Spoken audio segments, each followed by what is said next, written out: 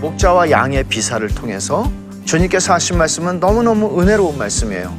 양들이 뭘 합니까? 양들은 목자를 따라가는 겁니다. 그냥 목자가 부르면 따라갑니다. 이게 전부예요.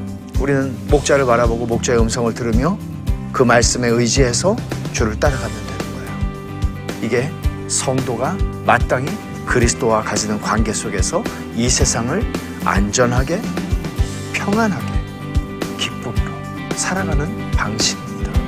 여러분, 오늘날 유사복음, 거짓복음 많습니다. 이 세상에서 문제를 해결해주는 복음, 예수님이 그걸 위해서 죽으셨나요? 죄로 말미암아 잃어버린 영광을 지금의 비참함으로부터 회복시켜 주시기 위해서 주님이 이 땅에 오셨고, 그것이 말씀하신 바 양으로 생명을 얻게 하고 더 풍성히 얻게 하려는 것이라 하신 말씀입니다.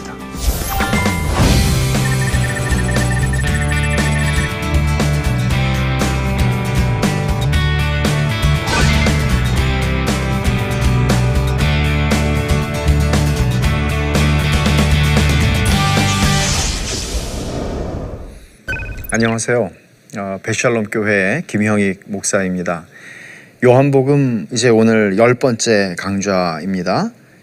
본문은 요한복음 11장에 있는 나사로를 살리신 표적에 대해서 오늘 공부하도록 하겠습니다.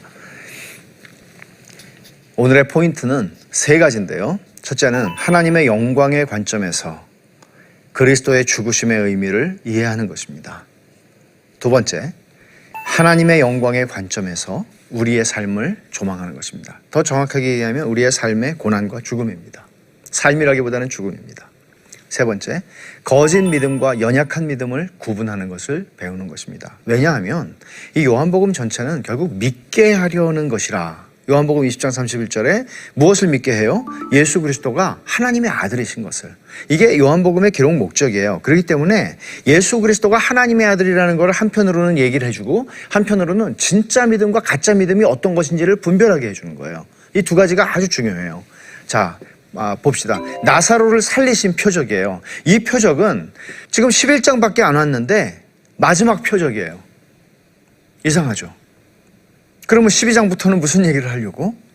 자, 이 나사로를 살리신 표적은 마지막 표적일 뿐만 아니라 표적 중에 절정입니다. 왜? 죽은 사람을 살리는 표적이었으니까. 그리고 이 표적은 예수님이 이 땅에 오신 목적을 가장 분명하게 보여주는 거예요. 여러분, 첫 번째 표적 기억하세요? 가나의 혼인잔치에서 포도주가 떨어졌을 때 주님이 물로 포도주를 만들어 주셨잖아요. 주님이 오신 목적이 뭐예요? 기쁨을 잃어버린 세상에 기쁨을 회복시켜 주는 거예요. 이제 이 마지막 표적은 죽어서 소망 없는 인생들에게, 허물과 죄로 죽어 소망 없는 인생들을 다시 생명을 주기 위해서 오신 것, 부활시키는 것이죠. 그리고 예수 그리스도의 부활과 마지막 날에 이루어지게 되는 신자의 부활을 보여주는 차원이 있어요. 예수님의 부활 곧 있게 될 겁니다. 그리고 신자들의 부활, 주님의 재림 때에. 또 12장부터는 이제 이게 하나님의 영광을 드러내는 표적이라고 주님 언급하시지만은, 이 12장부터는 영광이라는 단어가 본격적으로 많이 등장을 해요. 예수님이 이제 나사로가 병들었다는 소식을 들으시자 이렇게 말씀하세요. 이 병은 죽을 병이 아니라 하나님의 영광을 위함이요 하나님의 아들이 이로 말미암아 영광을 받게 하려 함이라. 벌써 여기 영광이라는 말을 두 번 사용하세요. 첫째는 성부 하나님이 영광을 받으시는 일이다, 이 병으로 말미암아. 그리고 하나님의 아들이, 내가 하나님의 아들이 영광을 받는 것이다 라고 설명을 하시죠. 나사로를 살리신 표적의 의미는 첫째, 십자가 죽음이 영광이라는 차원을 보여주는 거예요. 여러분 보세요. 우리가 다 이미 알고 있는 이야기니까 나사로가 죽어요, 결국. 근데 그 죽음을 통해서 하나님이 영광을 받으시기를 원한다는 거죠. 이런 의미에서 이것은 어디로 연장되는가 하면 이제 곧 있게 될 예수님의 죽음으로 연결돼요. 이건 정말 태초 이래로 최고로 영광스러운 시간이 되는 것이죠. 자, 두 번째, 십자가 죽음이 가장 명확하게 드러나는 표적이다. 이게 마지막이라고 그랬잖아요. 요한복음에 기록된 마지막 표적이에요, 나사로 사건이. 근데 예수님이 십자가에서 죽으시는 것보다 더 큰 건 없는 거죠. 왜? 구속 역사 속에서 하나님이 구속의 목적을 완전하게 이루시는 것이고, 그로 말미암아 하나님이 누구신지를 완전하게 드러내는 사건, 계시하는 사건이 바로 이 십자가의 죽으심의 사건이라고 설명하고 있는 것이에요. 그래서 주요 스토리를 보면은 예수님이 사랑하시는 가정에 일어난 비극이라는 게 우리가 놓치지 말아야 되는 부분입니다. 2절에 보면은 이 마리아는 향유를 주께 붓고 머리털로 주의 발을 닦던 자요 병든 나사로는 그의 오라버니더라. 마리아를 먼저 소개를 하고 있죠. 나사로와 두 누이가 있어요. 마르다와 마리아예요. 근데 여기 마리아를 특별히 설명해요. 이 마리아는 왜 이렇게 설명하고 시작할까요? 요한이 1세기 말에 이 요한복음을 쓸 때, 요한복음 늦게 쓰여진 성경이란 말이에요. 사람들이 이미 마리아에 대한 얘기를, 요한복음을 읽게 되는 독자들이 있잖아요. 이 사람들은 이미 마리아를 다 알아요. 어떻게 알죠? 마리아 그러면 이 사건, 예수님이 십자가에 죽으시기 전에 향유를 가지고 와서 향유 옥합을 깨뜨리고 예수님의 발에 붓고 자기 머리털로 예수님을 닦아드렸던 그 여인, 그래 이 여인, 그러니까 다 아는 거예요. 사실 보세요. 이 사건은 요한복음 12장 다음 장으로 넘어가야 기록이 돼요. 근데 먼저 얘기하는 거죠. 왜? 누구나 다 알고 있는 초대교회. 이 사건이 있은 후에 이렇게 말씀하시죠. 내가 진실로 너에게 이르노니 온 천하에 어디서든지 이 복음이 전파되는 곳에서는 이 여자가 행한 일도 말하여 그를 기억하리라. 복음이 전파되면 이 여자의 행함도 전파되어야 되고, 그러니까 마리아의 이름도 전파되는 거예요. 주님이 이 사건을 왜 이렇게 중요하게 여기셨을까요? 기분이 좋으셨을까요? 단순히 그런 차원이 아니죠. 그래서 이 이야기는 초대교회의 거의 모든 사람들이 알고 있었다고 봐야 될 것입니다. 근데 예수님이 사랑하시는 가정에 이런 일이 일어났다. 비극이 일어났다. 비극이 뭐예요? 나사로가 죽은 거죠. 당장에는. 사람을 보냈는데 예수님한테 이제 사람을 보내서 말하는데 누이들이 예수께 사람을 보내어 이르되 주여 보시옵소서 사랑하시는 자가 병들었나이다. 마르다와 마리아가 사람을 보낸 걸 예수님이 알아요. 근데 나사로가 병들었어 이렇게 말 안 해요. 사랑하시는 자가 병들었습니다. 그러니까 얼마나 이 자신감이에요. 이게 자신감. 주님이 사랑하시는 나사로가 병들었어요. 이렇게 얘기하는 거죠. 그러니까 그 친밀한 관계를 우리에게 설명해 주는 거예요. 이거는 앞에서 주님이 말씀하셨던 요한복음 10장에서 얘기하셨던 목자와 양의 비사 속에서 그 목자와 양의 그 친밀하고 그 너무 확실한 그런 인격적인 관계들을 설명하는 것 같이 느껴지죠. 예수께서 본래 마르다와 그 동생과 나사로를 사랑하시더니라는 말을 또 덧붙이고 있어요. 그러니까 이 보통 관계가 아니라는 거죠. 이 관계가 이 남매들과의 관계가. 근데 이들의 집안에 문제가 터진 거예요. 병이 들었어요. 근데 병이 들어서 죽어요. 조금 더 나아가서 보면 나사로가 병들었다 함을 들으시고 그 계시던 곳에 이틀을 더 유하시고, 주님이 계시던 곳은 요한이 세례를 주던 곳이라고 그랬는데 약 예루살렘에서 한 40km 정도 떨어진 곳입니다. 그때 뭐 차가 있었거나 뭐 그런 거 아니니까 이제 걸어가시는 거죠. 그러면 사실 그 얘기를 들었으면 빨리 가셨어야 되겠죠. 근데 예수님이 놀랍게도 이틀을 더 유하세요. 이거는 나사로가 죽기를 기다리시는 거예요. 그러면 자 한번 계산을 해보세요. 자, 이날 마르다와 마리아가 사람을 보내서 사랑하는 자가 병들었어요. 와서 고쳐주세요. 해요. 그 첫날이에요. 근데 그 사람이 40km를 왔어요. 그날 나사로는 죽었을 겁니다. 그리고 예수님은 이튿날 그리고 3일째 이틀을 더 유하세요. 움직이질 않으세요. 그리고 나흘째 돼서 움직여서 거기로 가세요. 가니까 뭐라고 그래요? 이제 죽은 지 나흘 됐어요. 그러니까 주님께서는 이틀을 더 계셨는데 이틀을 더 계신 거는 지금 가셔도 죽은 거죠. 주님이 고의적으로 지체하시면서 기다렸던 게 있어요. 그건 뭔가 하면 나사로의 죽음이에요. 죽자마자 가신 것도 아니에요. 죽고 나흘이 돼서 이제는 썩어서 냄새가 나기 시작하는 완전히 소생의 가능성이 없어질 때까지 기다리셨어요. 그게 주님이 고의적으로 지체하신 이유예요. 그리고는 이제 주님께서 3일째 되는 날 출발하시는데 출발하시려고 하니까 제자들이 이제 또 난리가 난 거예요. 왜 그렇죠?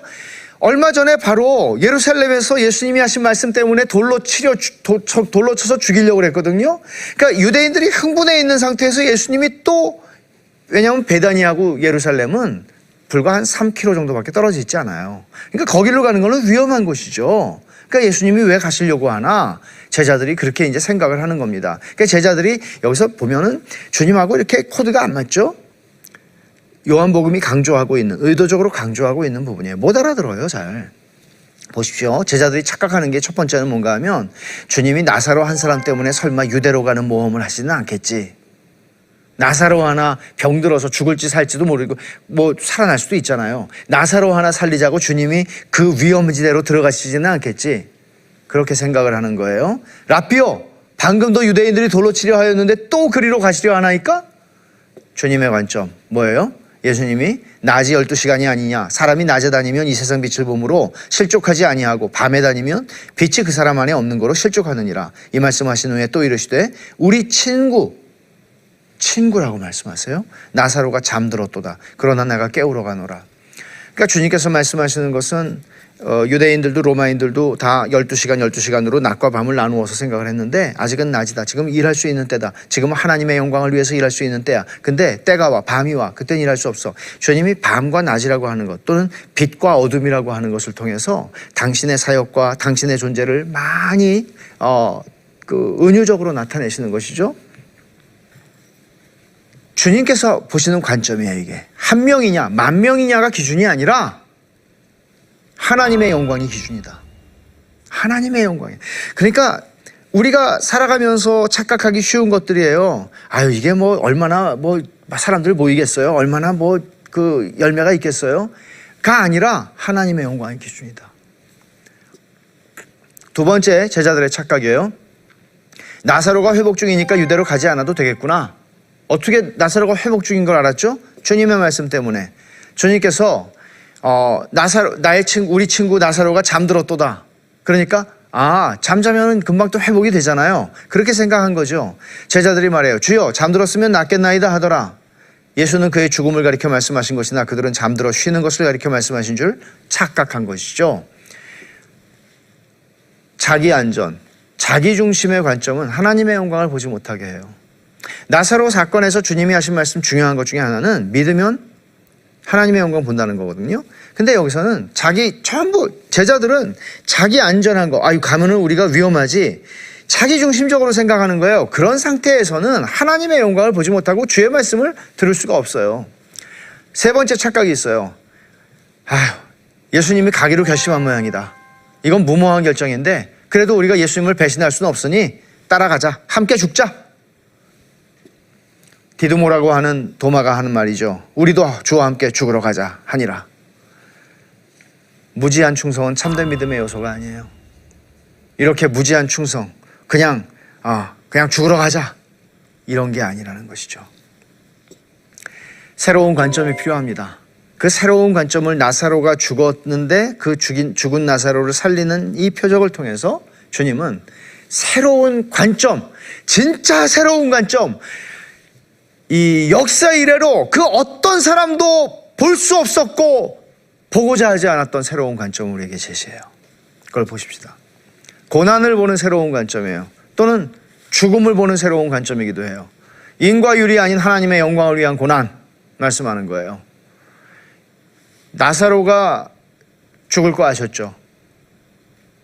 이 표적, 마지막 표적은 죽을 뻔한 나사로를 살리는 표적이 아니라 주님이 많은 병자들을 고치시는 그런 표적 중에 하나가 아니라 이것은 죽은 자를 살리는 표적이에요. 이 일을 통해서 주님께서 말씀하시는 것은 베데스다 못에 있던 38년 된 병자가 너 다시는 죄를 범치 말아라. 그래서 병이 생기지 않도록 말씀하신 것과는 다른 차원이죠. 또 9장에서 말씀하시기를 주님께서 날 때부터 맹인이 되었던 사람을 고쳐주실 때에도 이것은 부모의 죄나 그 사람의 죄 때문이 아니다. 하나님이 뭔가 하실 거다 라고 하셨죠. 이제 구체적으로 주님은 하나님의 영광을 위한 거라고 말씀을 하시는데 욥의 고난이 그런 거잖아요. 욥이 도대체 내가 무슨 잘못을 해서 이런 고난을 당하나 발견할 수 없죠. 찾을 수 없죠. 왜? 하나님의 영광을 위한 고난이었거든요. 하나님이 마귀와 내기를 하시고, 이런 말이 적절하진 않지만, 그리고 하나님이 오르심을, 욥이 하나님을 배신하지 않는 믿음을 통하여 하나님이 그것을 증명하시는 얘기예요. 하나님의 영광을 위한 고난이 있다는 것이고, 그 하나님의 영광을 위한 고난의 절정은 예수님이 십자가에서 죽으시는 것이고, 그것을 아주 살짝 보여주는 거예요. 작은 렌즈를 통해서, 나사로의 죽음이라는 걸 통해서. 하나님의 영광이라고 하는 것을 우리가 수도 없이 많이 쓰는 말이에요. 근데 이 하나님의 영광이라고 하는 말을 우리가 얘기할 때 두 가지 차원을 지금 주님이 갖고 얘기하세요. 하나님의 영광이 있어요. 높은 차원이에요. 근데 이것은 하나님의 영광이 있는데 낮은 차원의 얘기도 있어요. 자, 두 개를 보십시다. 낮은 차원은 제자들의 믿음이라고 할 수 있는데, 높은 차원, 주님 말씀하세요. 이 병은 죽을 병이 아니라 하나님의 영광을 위함이다. 그리고 하나님의 아들이 이로 말미암아 영광을 받는 거다. 하나님의 영광, 그 아들 예수 그리스도의 영광, 이 차원이 분명히 있어요. 이것만 있는 게 아니에요. 낮은 차원이 있어요. 제자들의 믿음이에요. 무슨 얘기일까요? 거기 있지 않아서 마르다와 마리아 얼마나 힘들었어요.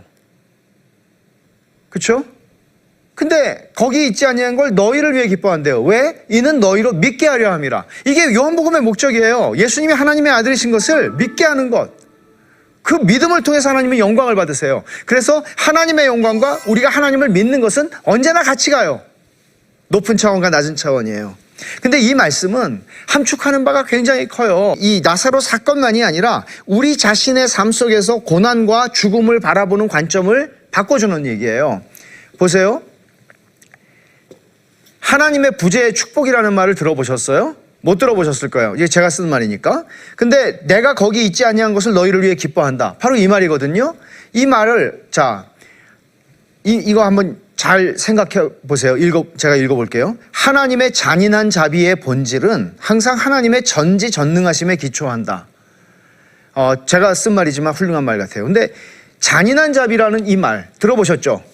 Severe mercy. 잔인한 자비라는 말.